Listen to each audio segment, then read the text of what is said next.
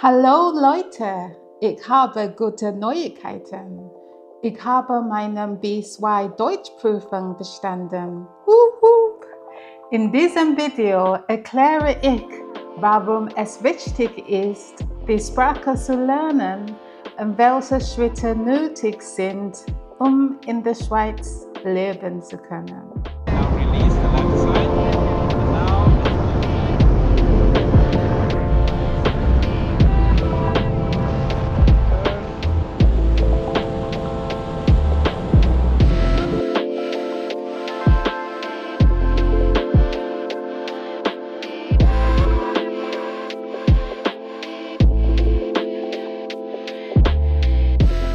Hey guys, so as you heard from my intro in German, I passed my German exam, B2 level, which is a very good level to have. It's high intermediate, and with this certificate now I can apply for jobs in German if I want to.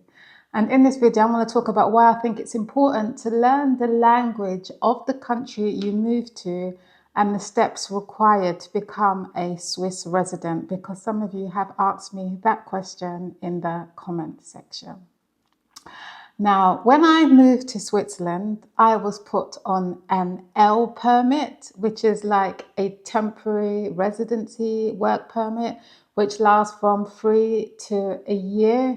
And the reason why I was put on that permit, because my plan was just to stay temporarily in Switzerland. I got a job, a contract role in Basel for a year, and I thought I'll just live in Switzerland for a year and come back to England, because as I said in previous videos, I couldn't imagine myself living in a country where English is not the main language. However, after I moved to Switzerland, I realized I really, really like it here and I want to stay longer, but I didn't want to work in that company that I was working for. So then I found another contract role. I was still on my L permit. I think it got renewed for a year. So I got another contract role for 6 months with another bank. And then after that, I thought, yeah, I want to be more permanent in Switzerland. So it's best that I now move from contracting to permanent employee. So I got another job, a permanent role with another company, more of an international company. And then I moved from an L permit to a B permit. And the B permit lasts for 5 years, and it's sort of more permanent or temporary residency, which you must renew every 5 years. And it's attached to my job. So then after the 5 years, which is now coming to an end, because I've been in Switzerland for 6 years, I will now either renew my permit to another B permit, which will last for 5 years, or they might give me a C permit. And the C permit is basically more long-term temporary residency. It's not attached to your job. And you're basically like a resident in Switzerland, where you can even set up your own business. It's easier to get better mortgage rates and so on. So you're more integrated into society. However, before they give you that C permit, there are certain criteria you must meet. And one of them is the language. In my canton, I believe you must be able to speak German at a B1, B2 level, and your writing skills must be A2 or maybe B1. Maybe they changed it. I know they made it a bit difficult in some cantons. So it basically depends on the canton where you are. If they think you are very well integrated into Swiss society, i.e., you can speak the language, you have no debt, you have no criminal record, you have a job, you have a good stable income, then they will give you the C permit after either 5 or 10 years. So it all depends. And I think it's quite good that they do it that way. I believe their rules are a lot stricter than other countries, like say in England, London, where I'm from. Before, it was so easy to just move to England or London. Yeah, so in England, when I was growing up, the immigration starting to increase at a rapid rate. And a lot of the people that were coming into the country, they made no attempt to learn the language. They made no attempt to integrate. and they just came to England to live off the benefit system because it's pretty generous, or at one point it was very generous in England.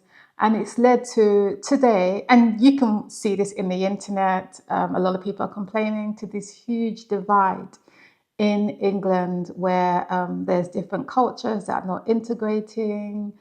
Because of the influx of immigration, it's put a lot of demand on resources and so on and so on. And even if you go on YouTube, you'll see a lot of videos where people are complaining about England and why they're leaving England and so on and so on. And I did touch upon that in one of my previous videos when I went back to London to talk about some of the changes that have taken place. So you can watch that video if you want to. But anyway, basically, I just think it's good that the Swiss are quite strict with immigration compared to other countries. Like 10 years is quite a long time. And I think it's good that you must be able to speak the language very well to a high proficiency like B1, B2.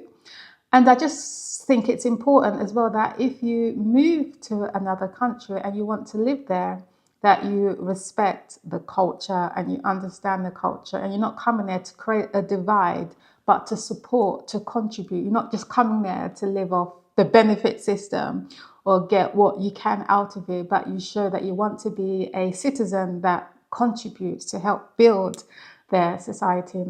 So I think it's good that they have these rules and regulations in place.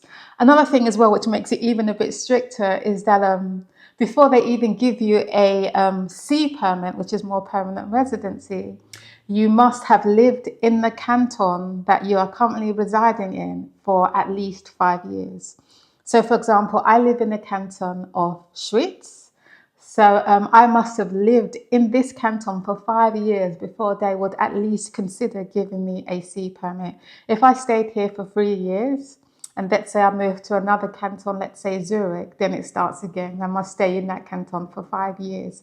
So it's more based on cantons. And cantons, they're like, for example, in England or London, we have boroughs or certain districts which are within Switzerland, and within each canton they have their rules and regulations.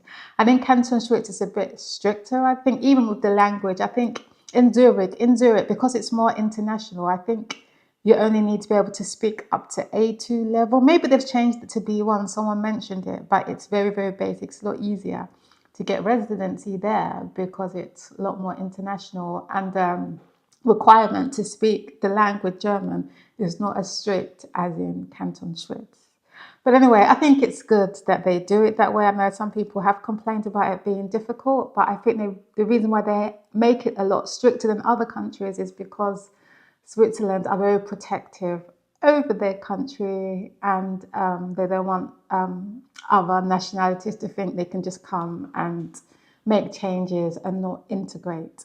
And I think it's good that they are like that. I think many countries, even America, they've looked at what's happened in London, they've seen a divide, and they realize that they don't want their country to be like that. They want to make sure that they preserve their nationality, their religion, and so on and so on. So I can understand that. We've seen what happened when Europe opened their doors to jihad. Look at Paris, look at London.